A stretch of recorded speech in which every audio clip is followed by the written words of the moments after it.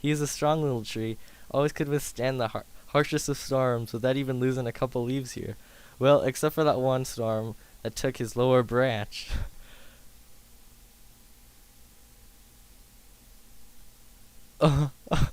Applejack turned towards Fluttershy and could see her entire bare flank against the tree. Fluttershy just stared back at Applejack, making unintelligible noises as she struggled to hold back her moans.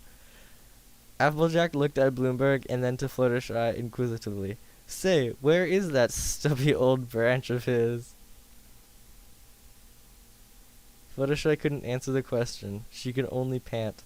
Her eyes and mouth were still wide open, and even her eyebrows began to move up and down with her breathing.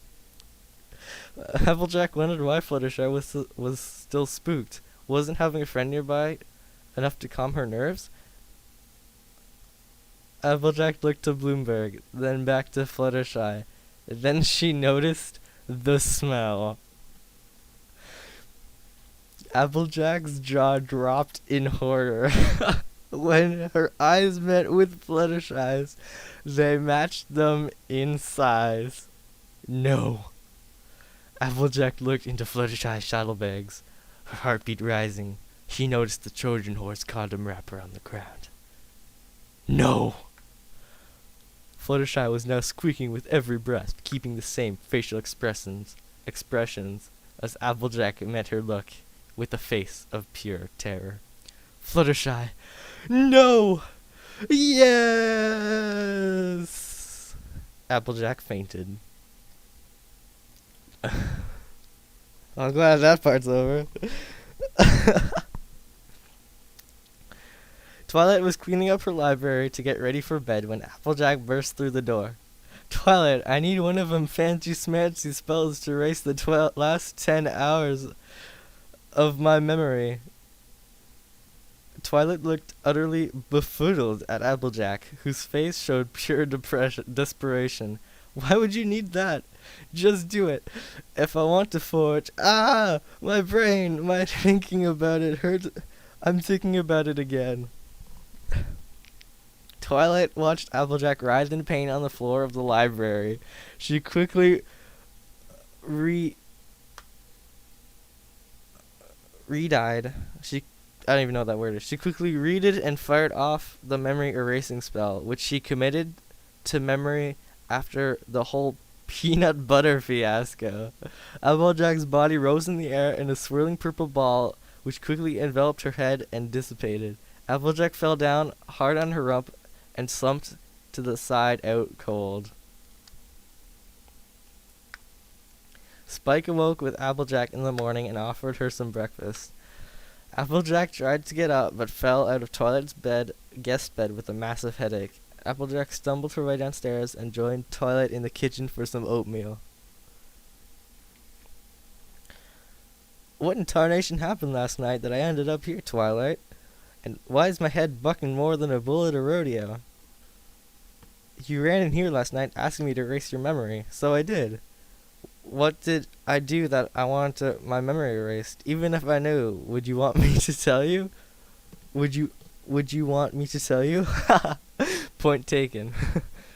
Applejack ate breakfast quickly and painfully stumbled her way back to Sweet Apple Acres. There were still plenty of chores to do before heading off to Appaloosa that week, and Applejack didn't want to leave Big Mac and Apple Bloom with too much to do when she left. Applejack decided to check on Bloomberg before she got back to the barn. Oh shit. Well, Bloomberg, you sure are shining today. You trying to leave a lasting impression before you... Applejack noticed the condom on Bloomberg's lower branch. For a good minute, Applejack stayed silent. Her breathing picked up as thoughts raced through her mind for what could have happened that past afternoon. I didn't. Applejack reached back to touch her rump. It was sore. She winced from a single tap. No! To be continued? The hell was that? Oh my god. Oh my god. That was the most disturbing story I've ever read, and I've read some pretty disturbing stories. Jesus Christ. Thank you guys for listening to this probably 3-part video. I never knew it would take so long. It's a pretty long story. Like I said, the link's in the description if you want to go through this again. It's an interesting story. I'll give it that. Rating out of 100, I'll give it a spelling and grammar. I'd give it a 80. There's some mistakes. Creativity, 6,000.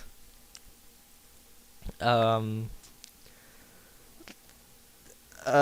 don't really got anything to say out of this. For how much I like it, I'd say out of 100, I'd give it a 70. It was interesting. It wasn't my best. It wasn't my best read. It was still good. Um, and I am shocked and dumbfounded. So stories that leave me shocked are good. Like, I am just sitting here, just staring at my computer screen. This is wrong. I don't know why he would write this. Someone go look up his account and flame him. Oh my god. Anyway, thank you guys so much for listening. I hope you guys enjoyed, and thank you to Hal and Gren Wrestler for chilling with me during this whole entire thing on Skype. Alright, I'll see you guys later. Bye.